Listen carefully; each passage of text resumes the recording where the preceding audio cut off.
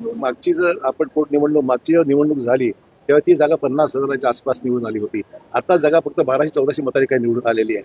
त्यामुळे निसटता एकंदरीत विजय हा काही फार मोठा विजय नाहीये आणि कदाचित आमचा उमेदवार कुठेतरी त्या पोस्टल बॅलेटमध्ये कमी पडल्यानं ईव्हीएम मध्ये वगैरे मतं आमचं व्यवस्थित आहेत, फक्त पोस्टल बॅलेटमध्ये उमेदवारांना मतं कमी मिळाली म्हणून त्यांचा पराभव झाला आणि तो पण 1200 का 1400 मतांनी झाला आहे. त्यामुळे त्याला मी काही फारसं महत्व देत नाही. ठीक आहे, लोकशाही आहे, विजय त्यांना झाला हे मान्यच करावं लागेल. ठीक आहे, एखादा तरी असला पाहिजे ना विरोधात. मागची जर आपण मागची जेव्हा निवडणूक झाली तेव्हा ती जागा 50,000च्या आसपास निवडून आली होती. आता जागा फक्त 1200-1400 मतांनी काही निवडून आलेली आहे.